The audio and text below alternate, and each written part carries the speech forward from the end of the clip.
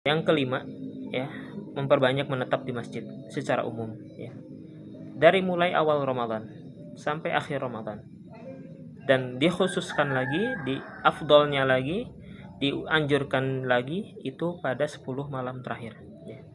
10 malam terakhir. Kenapa kita memperbanyak menetap di masjid, ya? Kita ketahui, ya, menetap di masjid itu pahalanya sangat besar, ya. Nabi SAW mengatakan, barang siapa yang selesai sholat kemudian dia menetap di tempat sholatnya, ya, maka para malaikat akan mendoakan maghfirah bagi dia, mendoakan ampunan untuk orang tersebut sampai dia meninggalkan tempat sholatnya. Ini pahala secara umum, ya. Ada pahala secara khusus di mana Nabi SAW, ya, menganjurkan seseorang untuk i'tikaf di 10 hari terakhir. I'tikaf di 10 hari terakhir. Dan teman-teman sekalian, ya, menetap di masjid itu membantu kita untuk menjaga kualitas puasa, ya. Abu Hurairah radhiyallahu anhu mengatakan, ya, para sahabat dahulu tatkala masuk bulan Ramadan mereka banyak menetap di masjid. Kenapa? Nahfadzu bihi shiyamana, ya. Dengannya kami menjaga kualitas puasa kami, ya. Terhindar dari melihat hal-hal yang dilarang, mendengar hal-hal yang dilarang, kemudian juga mengucap hal-hal yang dilarang. Kemudian teman-teman sekalian, sahabat Abdullah bin Unais pernah datang kepada Nabi Shallallahu Alaihi Wasallam dan bertanya, wahai Rasulullah Shallallahu Alaihi Wasallam, kami ini tinggal di kampung pedalaman, ya, sulit, ya, kalau harus setiap hari datang kemana, ke masjid Nabi Shallallahu Alaihi Wasallam, ya, kami sholat di kampung kami, tapi tunjukkan kepada kami satu waktu yang dimana kami sangat dianjurkan untuk mendatangi masjid Rasulullah Shallallahu Alaihi Wasallam. Maka kata Nabi Shallallahu Alaihi Wasallam, ya, datanglah pada 10 hari terakhir di bulan Ramadan, ya. Kemudian kata Abdullah bin Unais, setelah mengetahui hal tersebut, ayahnya setiap datang malam ke-21 bulan Ramadan, ya, menaiki kendaraan, ya, unta atau kuda, ya, kemudian mengikatkannya di dekat Masjid Nabawi, kemudian tidak keluar dari Masjid Nabawi kecuali setelah apa? Setelah terbit matahari. Ini maksudnya adalah i'tikaf. Dan Nabi SAW juga i'tikaf, ya. Bahkan di akhir hayatnya juga Nabi SAW i'tikaf bersama para istri-istrinya di Masjid Nabawi. Wallahu a'lam. Kemudian berikut hal lain yang mesti kita perhatikan nanti di bulan Ramadan adalah dianjurkan untuk mendatangi Baitullah Al-Haram, ya, untuk umrah. Kenapa? Karena kata Nabi SAW, barang siapa yang umrah, ya, man i'tamara, ya, fi Ramadana, ya, ta'dilu hajjan ma'i, atau kama qala Nabi SAW, ya. Nabi SAW bersabda, barang siapa yang umrah di bulan Ramadan maka setara dengan haji bersamaku, ya. Ini pahala yang begitu besar, ya. Dan di sebuah riwayat disebutkan, ya, Allah Subhanahu wa taala berfirman, ya, inni ashahtu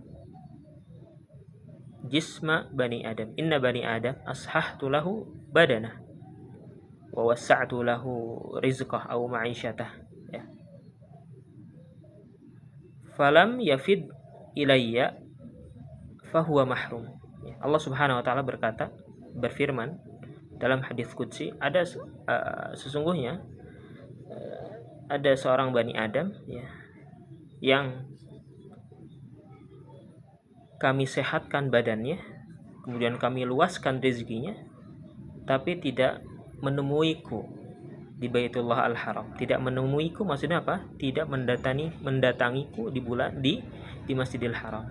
Maksudnya untuk apa? Untuk umrah. La mahrum, kata Allah Subhanahu wa taala. Maka sungguh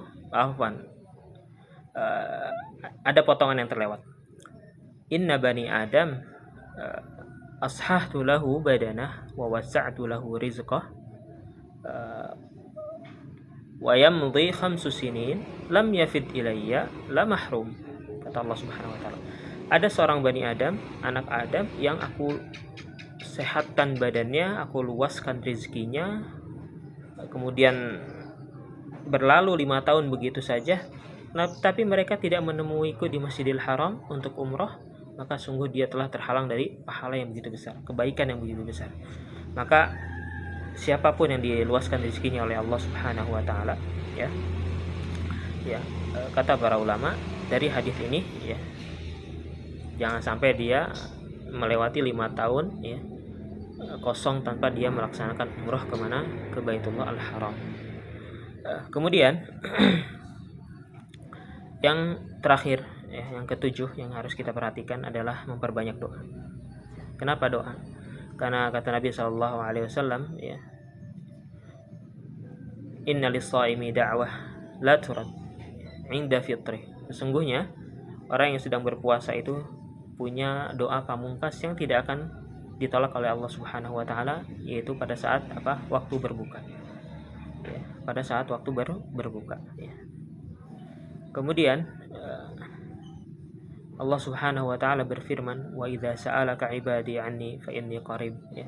Dan apabila hambaku meminta kepadaku, maka sesungguhnya aku dekat dengan mereka.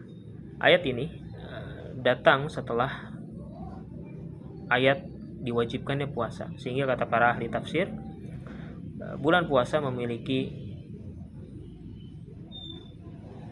keutamaan yang khusus, yang lebih daripada hari-hari yang lain, di mana kita memperbanyak doa di situ. Di mana kita dianjurkan untuk memperbanyak doa di situ. Sebelum Ramadan kita berdoa, kita disampaikan kepada bulan Ramadan, karena kita tidak tahu apakah kita sampai kepada bulan Ramadan. Kalaupun sampai, apakah kita bisa menyelesaikan sampai akhir Ramadan? Kita tidak tahu. Di bulan Ramadan kita selalu minta kepada Allah Subhanahu wa taala agar dijaga kualitas puasa kita, sehingga kita mendapatkan minimal level terendah, yaitu kita diampuni oleh Allah Subhanahu wa taala, dan level yang tertingginya kita bisa mengerahkan segala kemampuan kita, harta kita, kedudukan kita untuk kemudahan kaum muslimin dan untuk meraih pahala dari Allah Subhanahu wa taala. Ini saja yang bisa kami sampaikan. Wassallallahu ala nabiyina Muhammadin. Alhamdulillahirabbil alamin. Wassalamualaikum warahmatullahi wabarakatuh.